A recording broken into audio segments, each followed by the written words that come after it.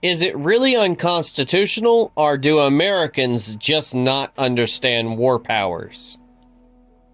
Before anyone reads the Constitution out loud on social media, before the outrage posts rack up thousands of shares, before political commentators declare the end of American democracy for the third time this month, there is usually one important step missing: understanding what the law actually says. Because in modern politics, the word unconstitutional has become less of a legal argument and more of a reaction word. People use it the way fans argue about referees after a bad call. If their side loses, the system must be broken. And right now, that word is being thrown around again over a limited U.S. military operation involving Iran.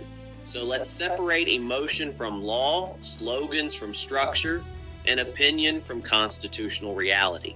So, Madam Speaker, Madam Leader, you're saying that the president did not need authorization initially and still does not need any authorization from Congress on Libya?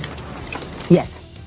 Thank you both. Thank you all very much. Remember, we fight for what's right because it's time to go right.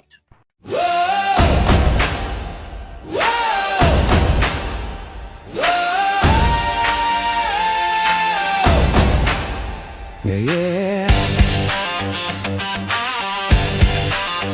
Step back.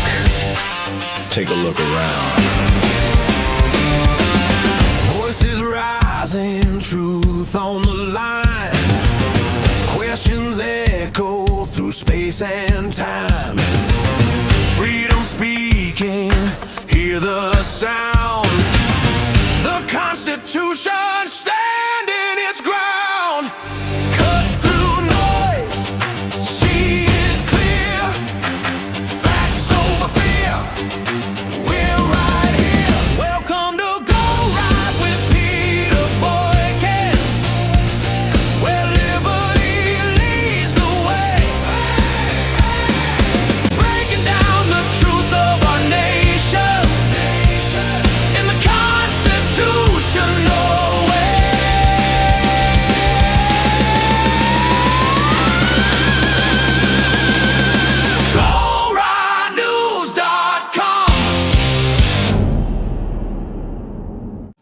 Welcome back to Go Right with Peter Boykin, the Constitutionalist for Liberty, where we step away from the political noise and talk about what is really happening inside our constitutional republic and why it matters to everyday Americans. This is not about partisan talking points. This is about understanding the system we live under, the powers our government actually has, and the responsibilities that come with citizenship in a free nation. And right now, a lot of Americans are debating military authority without understanding how that authority has worked for more than 50 years. Sometimes in politics, the loudest arguments are not about facts. They are about reactions. And lately, one phrase keeps getting thrown around every time the United States takes military action overseas: unconstitutional. You hear it instantly. Social media lights up, commentators rush to microphones, political tribes pick their sides before most Americans even understand what actually happened. So let's slow this down and talk about reality inside our constitutional republic. Because whether people like a specific president or dislike a specific military decision is one debate. But claiming every limited military operation is automatically unconstitutional is something else entirely. That is a misunderstanding of how American law and presidential authority have worked for more than half a century. Back in 1973, Congress passed what is known as the War Powers Resolution, often called the War Powers Act. It came after Vietnam, when lawmakers wanted clearer limits and accountability on presidential military action. The goal was not to eliminate executive authority.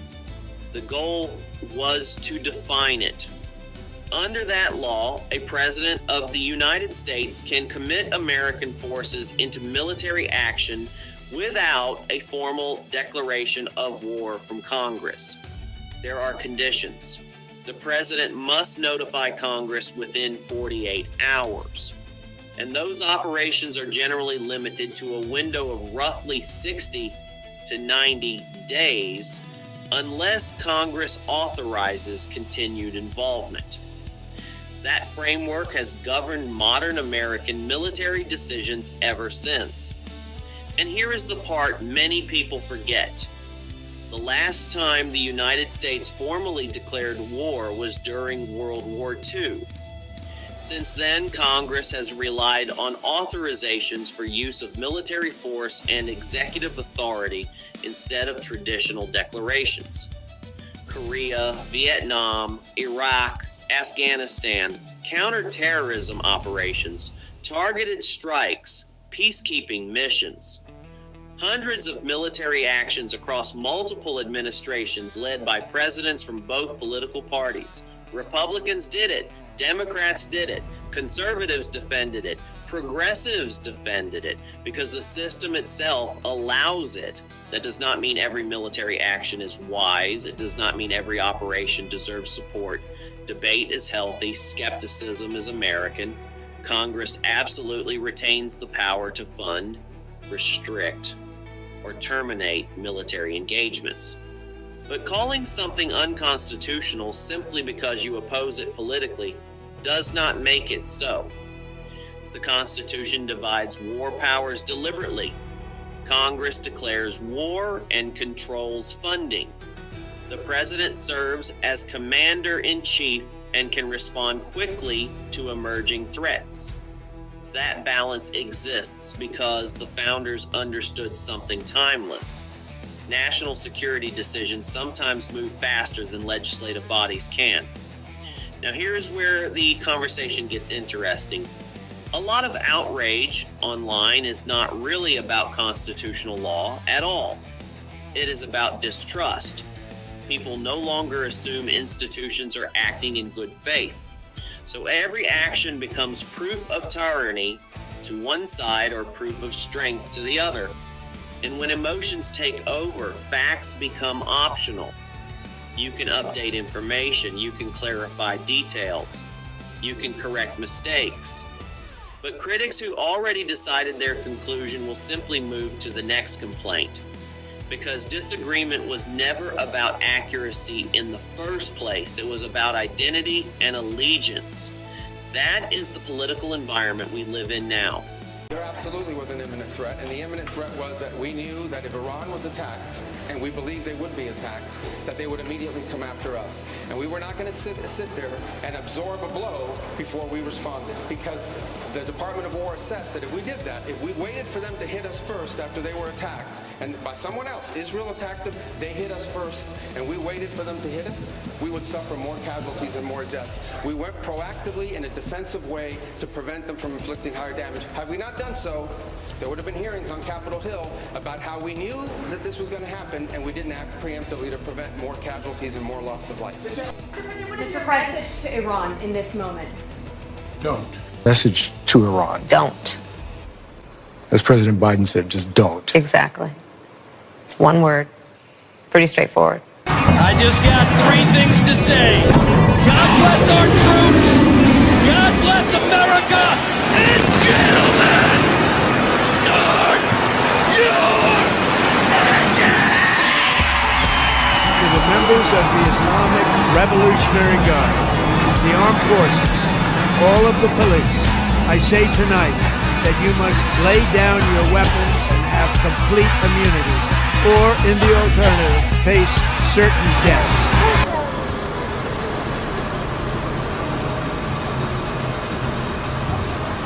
Ya Allah.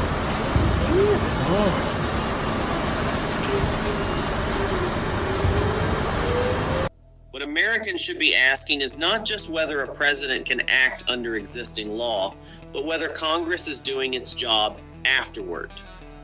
Are lawmakers debating seriously? Are they exercising oversight? Are they representing the will of the people instead of performing outrage for cameras? Because the real constitutional question is not executive authority that has existed for decades. The real danger is when citizens stop understanding how their own system works and replace civic knowledge with slogans. In a constitutional republic, rights come with responsibility. And one of those responsibilities is knowing the difference between disagreement and illegality. You can oppose military action. You can demand accountability. You can question strategy. All of that is fair game in a free society. But facts still matter. Law still matters. And the Constitution is stronger when Americans understand it instead of weaponizing it as a talking point. Now, this is Go Right with Peter Boykin, the Constitutionalist for Liberty, reminding you that defending the Constitution starts with actually knowing what it says and how it works. Follow, share, and keep the conversation going at GoRightNews.com. Feel like I'm getting deja vu. This is like Iraq War number 2. Iraq War number 2. I like to look at those oil supplies. I'd be ashamed if someone invaded you. If someone invaded you. And I ran so far away. Bomb I bomb them night and day, but destroy USA.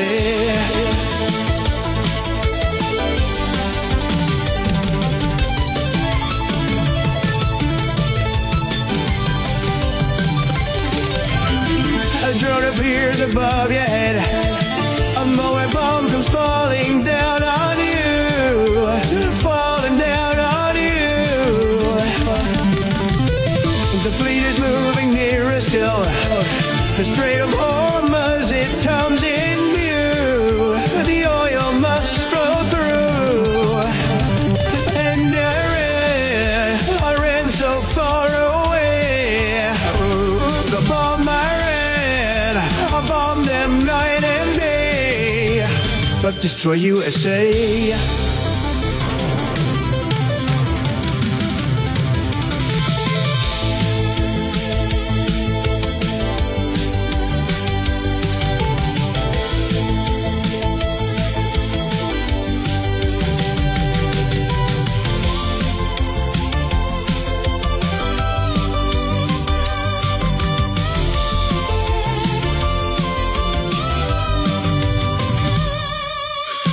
A tiny hint, it's a big red button.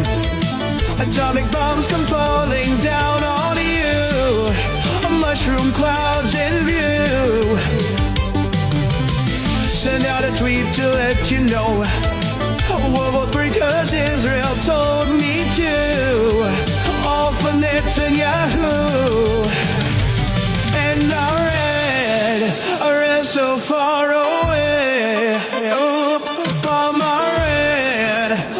bomb them night and day. And I ran so far away. Bomb bomb them night and day, but destroy USA.